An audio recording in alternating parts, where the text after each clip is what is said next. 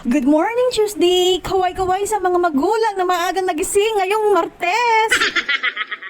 First day of school na today. Ilang bata kaya ang puyat? Ilang bata ang na-excite?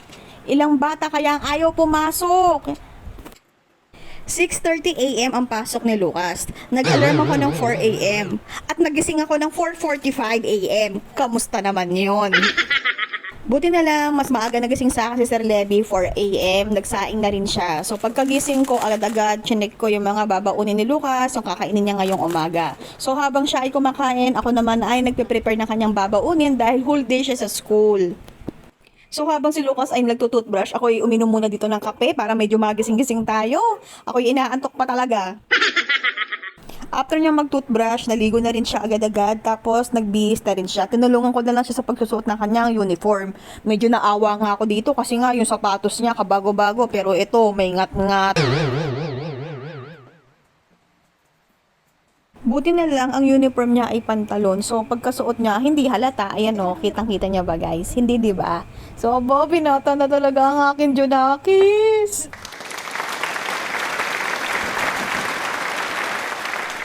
5:50 a.m. na, ihatid na siya ng kanyang daddy. Buti na lang maayos ang panahon, walang ambon, walang ulan, pero ready kami kasi meron kaming kapote or payong. So ayan, sunod na niya ang kanyang helmet, tapos lalabas na sila ng daddy niya. Mas malayo ng konti yung school niya ngayon kumpara nung nakaraang taon. Nasa parang kulang-kulang 3 kilometers away mula dito sa bahay namin. So ayan, inaayos na nila yung mga gamit. Sabi ko kay Sir Levy, videohan nila yung biyahe nila mula dito papuntang school. So ayun, pinadala ko yung cellphone ko.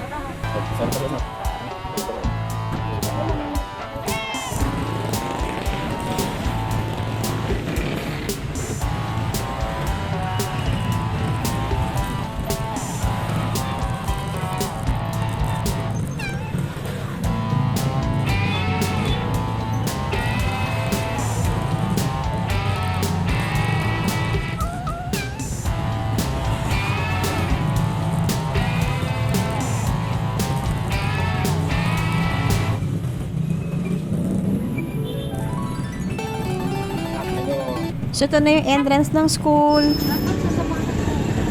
Hanggang dyan lang. Alam niyo ba guys, ngayon ko naintindihan kung bakit gusto ng anak ko yung bag na may gulong. Ganito pala yung purpose niya, para hindi siya mahirapan magbuhat.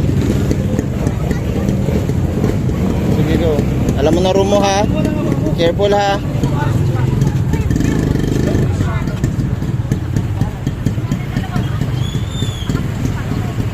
Bye-bye.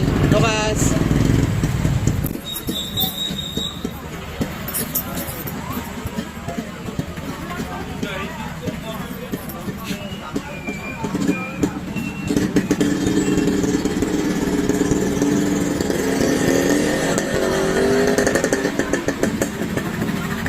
Pwede pa pala makapasok yung mga magulang sa first day ng school. So ayan, hinakahabol si Sir Levy, binabidyohan pa niya si Lucas hanggang sa nakarating sa room niya.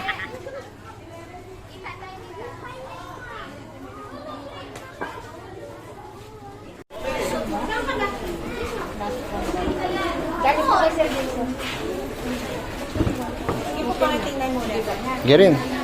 Pasok mo na yung bag mo. Yung bag mo, yung bag mo. Yung baunan pa.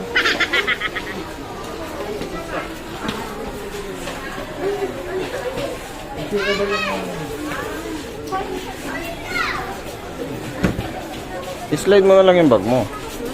Ay mo panda rin na lang. Kasi hindi ko mabubuhat. Sige na go. Pasok na.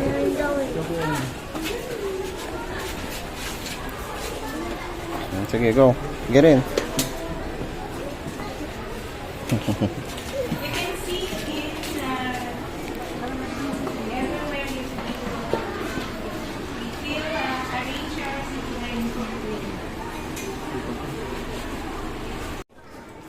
Lucas.